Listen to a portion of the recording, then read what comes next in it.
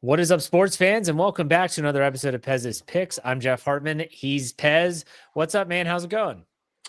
Jeff, I'm wearing the Eagles green. I think you know why. I don't think there's a dispute that the Philadelphia Eagles had the best draft and are primed to win another Super Bowl, Jeff. I mean, we're Uh, celebrating. There's no complaints here. We've got the best GM in league history. We're refilling holes that we lost in being champions, Jeff. I don't know what else to say. I don't know. where was the big trade? I was waiting for the trade. It didn't come. Well, if we do a cost benefit analysis, Howie is a genius at not giving up too much to get valuable players. And I think what he did was perfect. I think we got some steals. And, compared to last year, especially, this was a weak draft. This was a quarterback less draft. We had a few skill players that were very valuable. And I think what we did, I think the teams that went into this draft that had the best chance to win the Super Bowl are the teams that left this draft with the best chance to win the Super Bowl. I don't think too many teams changed their fortunes too much. We've got some numbers that we can make some comparisons and talk about, but I think there were a ton of mistakes out there. But I will say, Jeff, the Steelers, I think they did a good job. Yeah. As long as this Aaron Rodgers things works out, I think they did a good job, and I think they did what they do to continue to make the playoffs every year, which is a championship team. You got to respect them for that.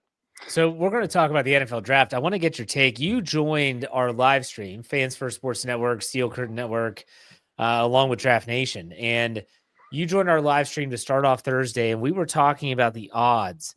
And it was insane to me. And this is where, for me, like there's something that's like, man, there's no way they're that good. There's no way the odds makers are that good. Jackson Dart, the over-under for where he was selected was 24 and a half, Pez. He was picked 25th by the New York Giants. Like isn't that a little much, or is it just me? Well, we're seeing it with the NBA. I have never seen NBA games and odds be so dead on. I mean, it's at the point in this round, especially that we're very hesitant to make plays and take action.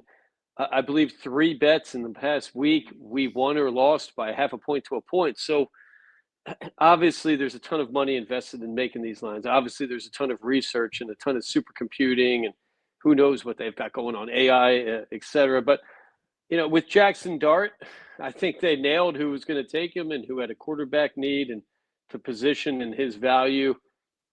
I had a conversation with an Atlantic City casino sports betting, sports book management official, and he said a lot of that goes into, we look at needs of teams, we look at teams and what they're going to do based on what they need and the place that they're in and the value of the player. So he cautioned me not to go too crazy and have too much action, but I'm not shocked, Jeff. Anytime Vegas or sports books get lines correct, I am 100% not shocked because they know what they're doing, right? I mean, this is a business to make money.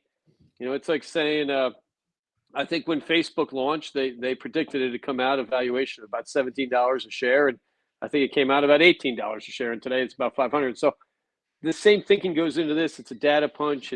They take everything into account, and I'm never shocked when those lines are correct. I am a little surprised. Shedeur Sanders had very good odds going into this draft to be a top 3 pick, and we put it out days before, and I think we talked about on our show that day. He was not a first round player. I don't have him. I had him at 7th or 8th, possibly best NFL quarterback, and I think a lot of things went into what happened with him, maybe his dad, but I think at the end of the day, that's all BS. The NFL takes players who are valuable and deserve to be taken in the first round, and his athleticism, his body of work didn't prove that, and I don't know where those numbers came from.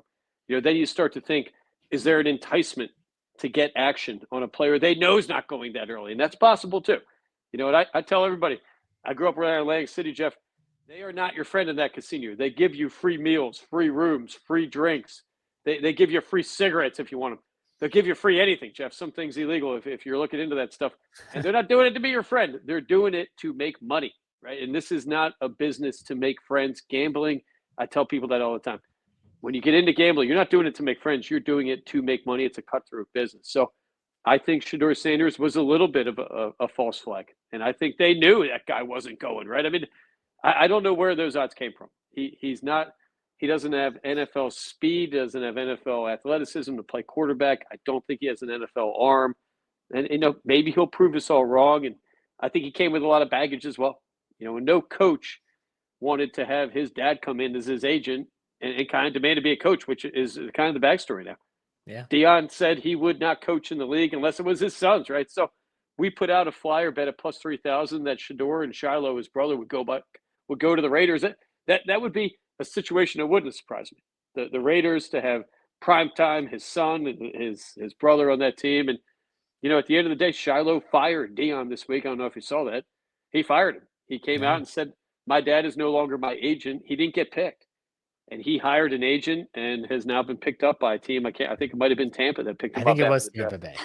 So, I'm never shocked when lines are accurate. I'm shocked when they're not, Jeff. That's something that we base our system on. The lines are generally accurate. But with this draft, we talked about that day. It's not an NFL game. It's not a sporting event. This is a crapshoot. You're betting a reality show. And sometimes things work out the way they look like they're going to Cam Ward. And sometimes they don't, Shador Sanders. And, that's a tough thing to predict going into it. But we're proud of ourselves. We told everyone, cash in your tickets if you took them in the top 15. And, we didn't see him going that far, but I'm not too shocked.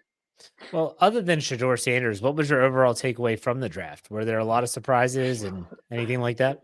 Jeff, what surprises me, Jeff, is, you see the teams that win. And, in this current NFL, teams that are winning have elite quarterbacks. So I don't think you can win a Super Bowl anymore without an elite quarterback. You used to be able to do that when it was a defensive and it was an all-out, brutal gladiator hitting defensive league, but I don't think that's possible anymore. I don't think we're going to see quarterbacks that are B or C level quarterbacks winning Super Bowls. I think you need an elite level quarterback that's got some sort of inherent athleticism or throwing ability. A Mahomes has both. A Jalen Hurts has both. A Josh Allen has both. Lamar has both. And I can see why the Browns panicked at some point. It took two quarterbacks, right? And I know they're getting beat up for this, but I think they know they have a decent defense. They bolstered it with their first pick, a nice D lineman. But I think at the end of the day, they know unless they get lucky and they get a quarterback, and in this draft, you got to get lucky. I don't think Cam Ward's a guarantee. I don't think any quarterback in this draft was a guarantee to step out and start and be an effective player, just like we saw last year. I believe we had 5 go in the top 10. And none of them really had a great year, if you think about it. I mean, they had good years. Jaden Daniels had a great year. I suppose, Jeff, but as a Philadelphia Eagle, we don't compliment that guy, right? I mean, at the end of the day, we embarrassed him in the playoffs. So, I'll give him that. But even as C.J. Stroud, this year had a little bit of a step back, right? And it is the most difficult position, probably job in the world. There might be 15, 20 NFL quarterbacks in the world that are adequate and good, and then maybe 5 that are elite. So, Cam Ward, I think the Titans had to take that pick. When we look at before and after, so before the draft, the Titans went into it with absolutely no chance to win the Super Bowl. I believe they were plus 18,000. After the draft, they're plus 14,000. There is no chance Tennessee is winning the Super Bowl at plus 14,000, right? When we look at a team like Carolina, McMillan in the 8th pick, a wide receiver, they have no shot winning the Super Bowl with the quarterback situation they are in. I think that pick was horrible. So we will bet against them. We're going to bet against that total. When the schedule comes out, we'll have to really punch the numbers. Tyler Warren, great pick for the Colts. Does it make the Colts any more likely to win the Super Bowl? I don't think so. Okay. 21, Derek Harmon, D-line, Pittsburgh Steelers. I love this pick, Jeff. This pick, and people talked about, it's boring. It's a typical Steelers pick. It's a Steelers type of player. What is boring about being 500 or better every year and making the playoffs? If you don't make the playoffs, you have zero shot. The Pittsburgh Steelers have a shot to win the Super Bowl every single year. If you make the playoffs, you got a reasonable shot, a slight shot depending on your quarterback situation. But right. I love this pick. This is a sensible pick. When we get to 23, Matthew Golden, wide receiver, Texas, a flat-out stud. Green Bay, a phenomenal pick. And then when we look at their odds to win the Super Bowl got better. Steelers, I don't know where this number came from. Pre-draft, they were plus 3,500. Post-draft, they're plus 4,200. I think not signing Rodgers is starting to hurt them a little bit. There was a little whisper this week that he's even saying maybe retirement. I don't know if that's a negotiating standpoint or what, but I think that's a bogus situation. I think the best pound for pound bet right now, value, Steelers plus 4,200 to win the Super Bowl. Phenomenal pick right now. I mean, that's a phenomenal play. Commanders go into it plus 1,600. They leave plus 2,600. Not a good draft for that team. The Giants, Jeff, I love it. NFC East, as a Philadelphia Eagles fan, the Giants take Jackson Dart. They go into the draft plus 10,000 to win. They're not plus 28,000. There's nobody in the world that thinks Jackson Dart in Vegas or sports books is going to be the guy that leads them to the Super Bowl. So I think teams did not help themselves in some ways, and some teams probably did. When you look at the three best picks, in my opinion, in the four best picks in the draft, they were the last four picks in the first round. You've got Conley, offensive tackle, Washington Commanders, phenomenal pick. You got to protect your quarterback. You've got cornerback, Hairston, Buffalo Bills. Defense was not very good last year. Huge need, great pick. Philadelphia Eagles, linebacker, unbelievable steal. Campbell, I mean, this guy's 6'3", 240 pounds. He runs like a 4.5. And then Kansas City to finish off the first round, offensive tackle. They get a monster, 6'5", 325-pound guy, right? So teams that know how to win are making the picks that continue to be winning picks and continue to put them in the situation, protect the quarterback, get pressure on defense. And I'm just going to say it, and I look like a homer. I'm wearing the colors, Jeff. The Philadelphia Eagles, they take a linebacker. We lost some guys after the Super Bowl. So soliding up the linebacker. We had a little bit of injury situation in that position at the end of the year. Safety, we pick up a steal in Makuba, 22, 23-year-old guy, very veteran guy, reads the game well. Then we get into the meat, right? When you get down to the trenches, defensive line, Ty Robinson, 6'5", 290. The guy runs like a 4.6, I think. We get into cornerback situation. We need a little bit of help. We had two rookies last year. We get a pick 145, Mac Williams. Then we get into offensive. We get a linebacker from Georgia, probably the fastest linebacker in the country. You get a Georgia linebacker. I mean, how could you go wrong? The best center in the country last year. We bet on this team a lot last year, and they didn't usually pan out for us. Boston College had the best offensive line. This guy is predicted to be a potential Pro Bowl guy. Needs to put on a little bit of weight, get a little more polish, 6'4", 308, Drew Kendall. That quarterback, Jeff, we talked about it. Our quarterback going to the draft that we marked as the number one pocket passer and potential NFL quarterback, Kyle McCord, Jersey guy, South Jersey guy. Eagles steal him. I think he and Ewers were the guys that maybe aren't going to win you a Super Bowl year one, but could probably enter into a camp and start and carry a team. They're experienced or older guys. Offensive tackle, 6'7", 325 pounds, Miles Hinton for the Philadelphia Eagles.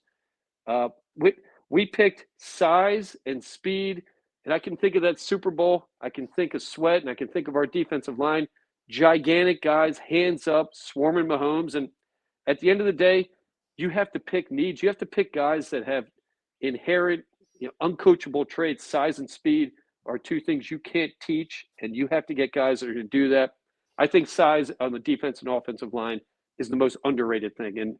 And thank God, Howie Roseman knows this. We didn't sell the house. And Philadelphia Eagles went into it plus 600 to win the Super Bowl. They walked out of the draft plus 600 to win the Super Bowl. So at the end of the day, I don't think much changed.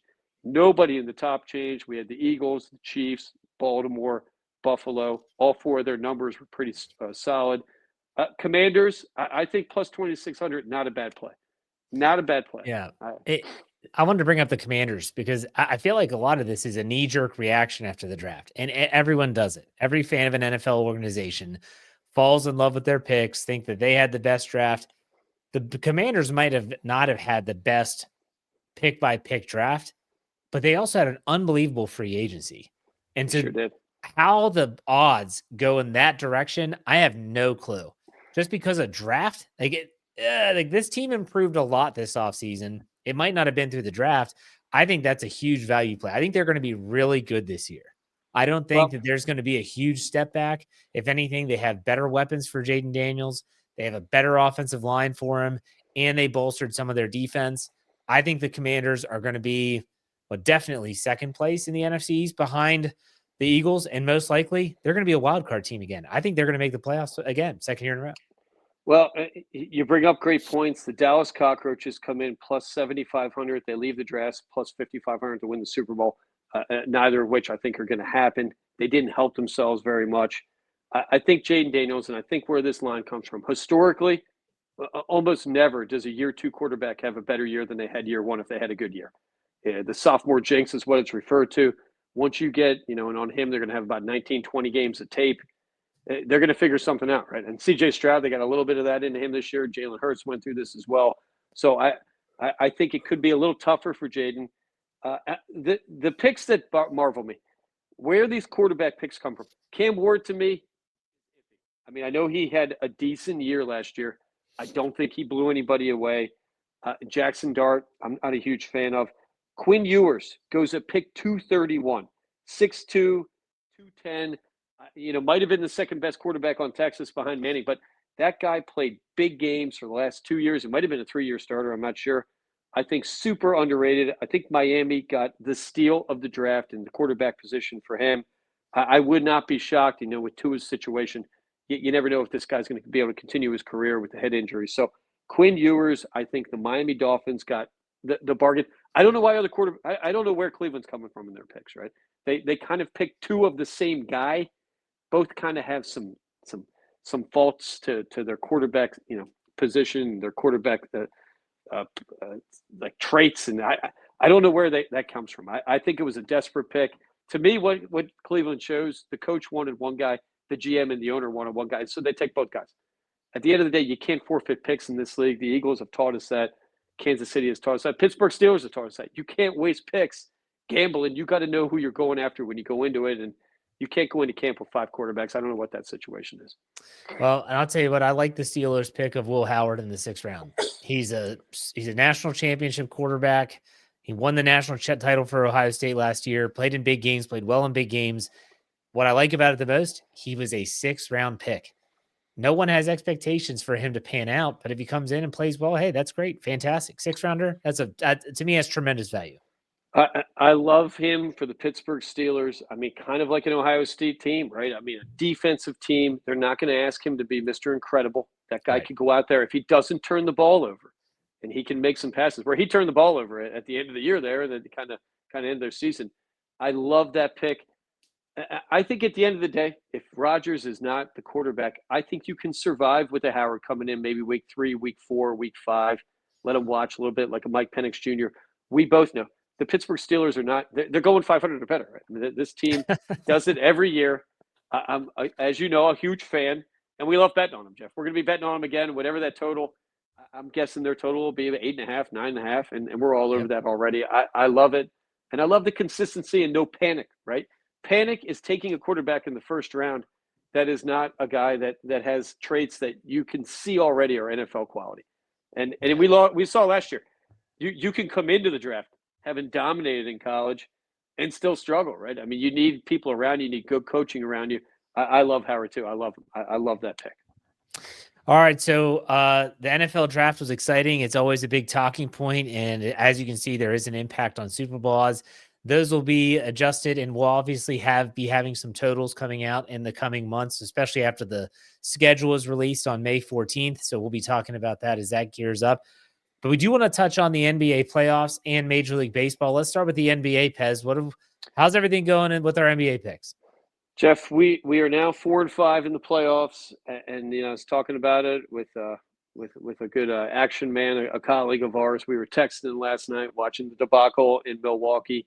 Coach Rivers should never be an NBA coach again. Jeff, this guy had a 7-point lead, I believe, with 34 seconds left. They ended up losing to Indiana. We've got Halliburton's dad fighting Giannis after the game. It was a phenomenal train wreck, but I've never seen a playoff this close, Jeff. I don't know if it's parity. I don't know if this is something with the NBA and because things have gotten more physical, but it doesn't mean the defense is much better. We have had so many 1-bucket games. I mean, last night alone, Milwaukee 118, Indiana 119, Detroit 106, Knicks 103, and then we had 2 blowouts of Boston and Denver. But those were Well, Denver, we should have jumped on. We thought about it, Jeff, but there were some injuries, and I don't know what's going on with Denver. I mean, that team is amazing, and then they get smoked. So we lost a game by half a point. We lost a game on a last shot bucket. We're not making excuses, but the NBA has been brutally difficult. We're proud of our 500 record, and we're going to stick with that going forward. I think in this next round, we should have a little bit more separation. A little concerned in LA, Jeff. I think we're seeing the product when you hire your star's best buddy to be the coach. You get what we're watching, and we pushed on Sunday. That game, the Lakers should have won by 10. That was the sloppiest Doncic and LeBron game, I think, in the history of Doncic and LeBron games. Like, they couldn't hold the ball. They were making juvenile mistakes. Doncic carrying the ball over half court and stepping himself into the corner and getting his pocket picked. Turnovers all over the place, missed layups, missed free throws. And when you hire JJ Redick, LeBron's best buddy who has a podcast with, he had pressure in that guy, right? LeBron's not worried JJ is going to give him the business on the sideline and yell him and bench him. So I think we are passing on the Lakers going forward. I am just shocked at that team. I'm shocked they didn't get a center. I know they tried getting one and there was a health issue, but you could have picked up. I don't know, get Moses Malone or somebody. Jeff, get somebody on that team. Anybody. I mean, what? They couldn't find a guy. They have no center going into this draft. When we look at teams that are going to win, Cleveland, Boston, Oklahoma, flat out in a different hemisphere than the rest of these teams. And I think next round we're going to see a little bit more separation. Hopefully we can start betting on Cleveland. 15 to 17 point lines in the playoffs are things that we're going to stay away from. I mean, that even with the dominance of teams, you're betting on garbage time and you're depending on, players 9 through 12, how hard they're going to play in the last 5 minutes. So I don't know what the situation is in going in this first round. Second round, we're hoping that things dial in a little better. Okay. Are there any plays that you have between now and the next round? Today, there's 2 games. We've got Golden State, Houston. We're shying away from that one. I just can't. This is a tough series. You would think Golden State would close it tonight. We're going to shy away from that one. And we got the Lakers laying 6. I'm not betting that one, Jeff. I'm not betting the Lakers with the style of play that they had on Sunday. So tonight we are shying away from basketball. We're going to watch and we're going to kind of collect some data and see what going forward. Fair enough. Let's transition to Major League Baseball. The baseball season is they're about close to a month in, and I think we can learn a lot after that. After the first 25 to 30 games, it depends on what team you're talking about. What's your takeaways with baseball? How your picks been? Jeff, we've been pleasantly surprised with some of these baseball picks. We had Paul Skeens, I believe, on Saturday, plus or Friday. I can't remember what day it was. Plus 185, and we put this out on Instagram. Anytime you get Paul Skeens or Skubal or any Cy Young level pitcher at plus 185, you have to take it. And they won outright. I believe they won easily against the Dodgers. I think it was a 7-2, I think was the final score. And those are the kind of things that we're looking for. I do think that there are times that you can get discounts on baseball still. We're going back to Friday. Paul Skeens plus 185. How could you give Paul Skeens plus 185? I have an 11-year-old, Jeff, and my boy's a surfer and a skier and into football a little bit. Not a big baseball guy. He started talking to me. He goes, "How's your picks?" I said, "You know about this Paul Skeens guy?" He knows. He goes, "No." I go, "You know Livy Dunn?" "Of course you do, Livy Dunn, Jeff." He goes, "Oh, she's a huge meme," which I know what that means, Jeff. That means a lot of different things to an 11-year-old. He couldn't believe it plus 185. This kid's a smart kid. He knows numbers. To get 2-1 on a pitcher like that, I don't know how you can shy away from. We've been proud of ourselves. We love the Philadelphia Phillies. They've been crap lately. I don't know what the hell is going on with that team, but we're finding bargains out there. We're currently a game over 500.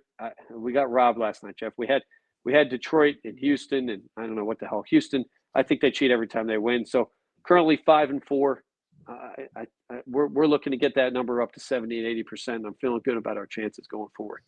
So just a reminder to everyone listening or watching to check out Pez on Pez's Picks. It's at Pez's Picks, both on Instagram and Twitter or X, whatever you're calling it.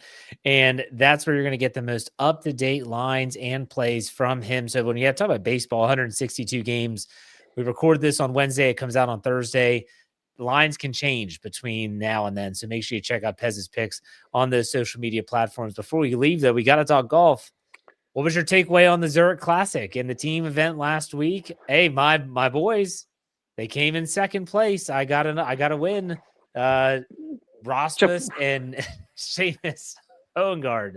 What happened with that tournament? That tournament ended. It wasn't on television. What the heck happened? They had a weather. The first day there was an issue with the television. They couldn't get the broadcast working. Then there was a weather delay. That tournament didn't end until like 7:00. Yeah, a tournament that you can't watch, Jeff. I don't think is a tournament that they should have canceled that tournament. If you can't watch it on TV, how do we know what happened? Right there's no validity in that. We also have we've got some big horse race coming up this week. We've got the Kentucky Derby. Odds were just released. We've got journalism at 3-1, but we don't really have a clear, kind of like a standout horse at this point. Pez's picks right now is looking at Sandman at 6-1. That's our guy, and we're going to be talking more about this on the next couple of days on Instagram. It's the run for the roses, right? I mean, this is a big week. 20 horses currently in the field. We don't have any scratches yet, so we want more horses for more odds. What we're going to be looking at, the Pez's Pick Special, is the $2 exacta box. You bet 3 horses. 2 have to come in, 1 or 2, and you can win big numbers if you put in a horse with big odds and maybe a favorite. So that's kind of what we're going to be looking at going forward. Sandman, our current favorite at 6-1. I believe he's the 4th biggest favorite right now, but we're going to have to throw in a 20 or 30-1. They always come in second or third or maybe 1. Who knows with this? And that's a great thing about horse betting. You never know what's going on. They might jack that horse up with meth, Jeff, and we talk about it a lot. There's no regulation in horse betting, right? I mean, it's absolutely insane what they're doing to those poor horses, and some of them go to the glue factory after. I wish I could take them all, but I don't have a yard here on the island we live on, Jeff. So unfortunately, the glue factory will be busy this week. But next year we're hitting the Masters on Fans First Sports Net. We're getting that. We're hitting the Ryder Cup, Jeff, and we're going to that. We're going to that Kentucky Derby. I've been twice. 2 of the best days of my life. I can't wait. We're doing it. Well, it's funny that you're talking about the exacta box. You rip on me for my golf plays because they're not outright winners, and you're doing the same thing in horse racing. What the hell's the difference? Well, you got to pick the winner. You got to pick 1, 2. So when you pick a $2 exacta box, it ends up costing you $12. So $2 exacta box, you got 3 horses. Say you pick the 1, the 4, and the 8. You need the 1, the 4, the 8. 2 of those 3 to come in 1, 2. Okay. So you got to finish 1, 2. So you're picking the winner and the second place guy. Phenomenal bet. That is the bet, and I think in the Derby, $5 or $10 on 3 or 4 long shots is a fun action too. I think we talked about this last year, Def. I'll go back to War Emblem 2002. I was there. The guy went off at 49-1. I had $10 on the 3 biggest long shots. I needed protection leaving that infield, Jeff. When a horse wins at 49-1, there's like one guy in the crowd. Me and a young lady I was with. I hope my wife's not near shot, but a young Italian lady I was with at the time. We're cheering. We might have been doing a little smooching, Jeff. And I looked around. I was getting a lot of dead stares from some of those country boys down there. So luckily I had some Philly guys with me, and they escorted me out of there, collected my money, and we had a great night, Jeff. You can go to bars in as they say on TV, Louisville. You can go and ride mechanical horses. It's a phenomenal thing. I mean, I think they make you sign a waiver now because people don't want to get sued. But phenomenal time. I recommend the Kentucky Derby, maybe the greatest sporting event to attend. Awesome stuff. So make sure, again, Pat Pez's picks. Last question for you, Pez. The Scotty Scheffler get off the schneid this weekend at the Byron Nelson. He's plus 280. That's incredible that a golfer's plus 280. Jordan Spieth is the only other golfer that I've seen less than plus 2,000. I think he's plus 1,800. I mean, this is crazy. I can't figure out Scheffler. I think he's a little bit of a different guy. He's showing a little more anger and emotion. I did read a little piece this week that he had that in him early in his career. As a young man, he was a little bit of a poor sport, would throw clubs. And I think he's pressing a little bit, which is kind of shocking. Wanted to be the next Tiger, a lot of pressure on him. I don't know if that's a solid bet at plus 280. I don't think that's a good return. I like his son JM at plus 2,500. I was looking for Morikawa, but he's not playing. No. I don't know if you saw Jeff Morikawa dumped his caddy. Picked up the caddy that worked for Justin Thomas when he won last week. That's a good move. I think a phenomenal move, and probably best 1-2 caddies. He's a scratch golfer. This guy weird dude. He lives out in the wild. This guy lives off the grid. I don't know if you know that, Jeff. He's got like a campsite in the woods somewhere. That's I awesome. love that. I think Morikawa needs somebody that's going to give him a little bit more mojo, a little confidence. And Morikawa should be, he's turned into Rory McIlroy over the last 10 years, right? This guy has the best iron game and should be winning, and it can't get over the hump, I think, for like 2 or 3 years now, right? I don't think his last major is 2022, I believe. So I love that play. And, we're getting into major season, right? Yeah. We got the U.S. Opens coming soon, and we got the Players is next in May. I think it's May 17th or 18th. So we'll be talking about that soon for sure. I like Morikawa's chances already, Jeff. I like a new caddy chances. Look what it did with Thomas. What's up with Justin Thomas, though? Maybe I should credit him for being loyal. He's got some caddy, the Rev, who was injured. I don't know. It's business, right? I don't know how he didn't sign this guy. I don't know what's going on there. Maybe I like him better, Justin Thomas. Loyalty is an impressive trait we have, and coming out of Philly there. Hey, poor Max Homa. He's the one that his caddy left. And then he just now he's on Colin Morikawa's bag eventually. He's like, dude, I'm done. You're not winning anything. And his best friend, Jeff. It's like his best personal friend. I mean, that's like your wife dumping you and married your best friend. I mean, what's going on here? This is horrible for Max Homa. And I love Max Homa. I mean, I feel bad for that guy. I mean, but then again, I think he's still 12th or 15th in the world, so we can't feel too bad for him. No, not too bad now. All right, Pez, that's just been a great show. We'll enjoy the games, and we'll be talking next week. Until then, take it easy, man. All right, later.